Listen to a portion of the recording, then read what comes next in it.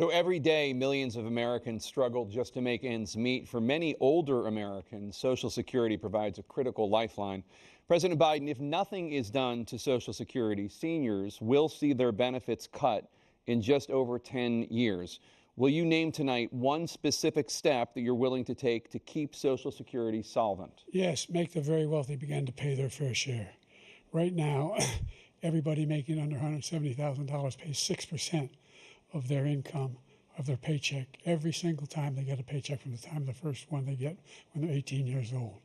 The idea that they're going to, I'm proposing that everybody, the millionaires pay 1%. So no one I would not raise the cost of Social Security for anybody under $400,000. After that, I began to make the wealthy begin to pay their fair share by increasing from 1% beyond to be able to guarantee the program for life.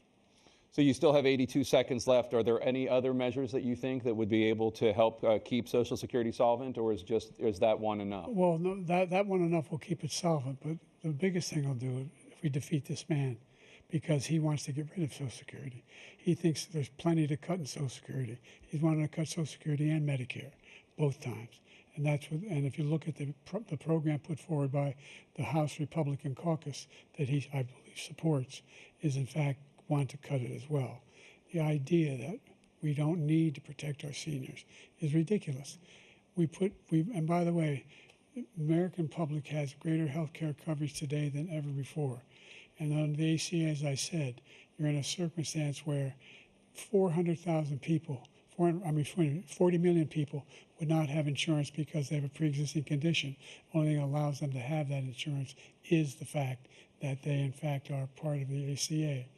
And by the way, the other thing is, we're in a situation where we talk about education for black communities. I've raised the amount of money for Pell Grants by another $8,000. So anybody making under $70,000 a year is going to be able to get $15,000 toward their tuition.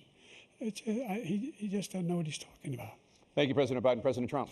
So I've dealt with politicians all my life. I've been on this side of the equation for the last 8 years. I've never seen anybody lie like this guy. He lies. I've never seen it. He can look you in the face about so many other things, too. And we mentioned the laptop. We mentioned Russia, Ukraine. Everything he does is a lie. It's misinformation and disinformation. The losers and suckers story that he made up is a total lie on the military. It's a disgrace.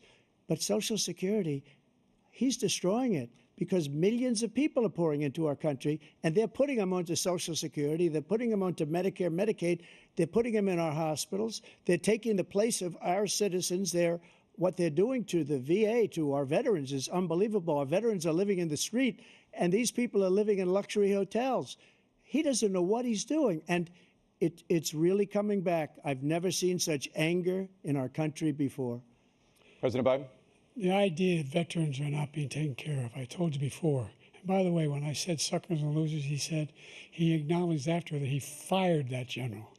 That general got fired because he's the one that acknowledged that that's what he said. He was the one standing with Trump when he said it, number one. Number two, the idea that we're going to be in a situation where all these millions and millions, the way he talks about it, illegal aliens are coming into the country and taking away our jobs. There's a reason why we have the fastest growing economy in the world, the reason why we have the most successful economy in the world. We're doing better than any other nation in the world. And by the way, those 15 Nobel laureates he talked about being phony, those 15 Nobel laureates, economists, they all said that if Trump is reelected, we're likely to have a recession, and inflation is going to increasingly go up. And by the way, worst president in history, 159 presidential scholars voted him the worst president in the history of the United States of America. President Biden, thank you so much. Let's turn to the cost of child care, which many American families struggle to afford. President Trump, both you and President